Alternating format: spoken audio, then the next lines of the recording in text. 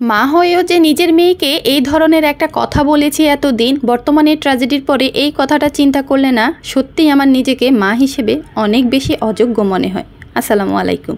বর্তমানে ট্র্যাজেডিতে আমার মনে হয় এমন কোনো মানুষ নেই যে চোখ দিয়ে পানি ফেলেনি। গত কয়েকদিন আমি কোনোভাবেই মনে হচ্ছে স্বাভাবিক হতে পারতেছিলাম না, না ঠিক মতো খাওয়া দাওয়া করতে পারতেছি, না কোনো একটা কাজ ঠিক মতো মন দিয়ে করতে পেরেছি।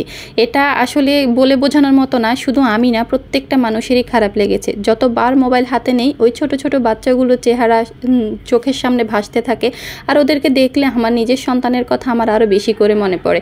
বিশেষ করে আমি যখন প্রত্যেক দিন সকালবেলা আমার মেয়েকে স্কুলে যাওয়ার জন্য স্কুল ড্রেস পরে রেডি করিয়ে দিই, তখনই আমার কেন যেন একটু বেশি এই ঘটনাগুলো মনে পড়তেছিল। যাই হোক, এই কয়েকদিন মোবাইল হাতে নিব না চিন্তা করেও হাতে নিয়েছি, আর এগুলো দেখেছি, কান্না করেছি। কিন্তু জীবন তো কারোর জন্য থেমে থাকে না, জীবন আসলে তার আপন গতিতে চলতেই থাকে। আমাকে তো স্বাভাবিক জীবনে ফিরতেই হতো। এটাই হচ্ছে সত্যি কথা, যে আপনি যত খারাপ লাগায় থাকুক না কেন, আপনার জীবন কিন্তু বসে থাকবে না। সেই দৈনন্দিন জীবনের কাজকর্মগুলো আপনাকে করতেই হবে, এভাবে চলতেই হবে।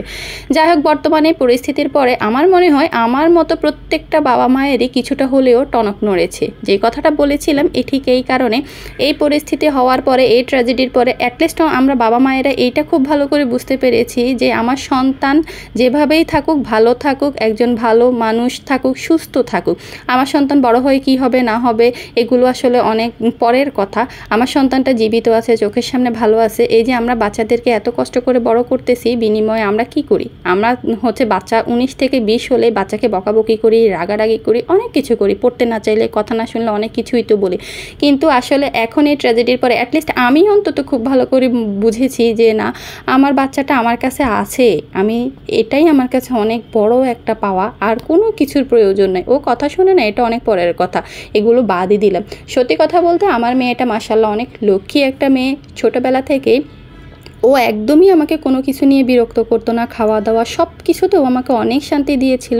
কিন্তু রিসেন্টলি কিছুদিন যাবত ও একদম কথা শোনে না, ঠিকমতো খাওয়া দাওয়া করে না, পড়তে চায় না, একদম আমি যাই বলি ও আমার সাথে রাগারাগি করে, অনেক বেশি চঞ্চল প্রকৃতির হয়ে গেছে। এই ব্যাপারটা আমার যখন ছেলেটা হয়েছিল তারপর থেকেই দেখতেছি যে ও এরকম করতেছে। আমিও বুঝতে পারি যে ওর আদরটা ভাগ হয়ে যাওয়ার কারণে ও এরকম করে, কিন্তু আমি সবসময় ট্রাই করি ওকে একটু বেশি সময় দেওয়ার। কিন্তু একা মানুষ তো, দুজন বাচ্চাকে একসাথে সামলাতে গিয়ে একটু হিমশিম খেয়ে যাই। ওকে আমি এটা বুঝাতেই পারি না। মাঝে মাঝে আমার অনেক বেশি রাগ হয়, সেজন্য আমি ওকে বলি যে তোমাকে আমি বোর্ডিং স্কুলে দিয়ে দিব, তোমাকে আমি হস্টেলে দিয়ে দিব, তুমি আরও একটু বড় হও, তারপর শিওর আমি তোমাকে হস্টেলে দিয়ে দিব।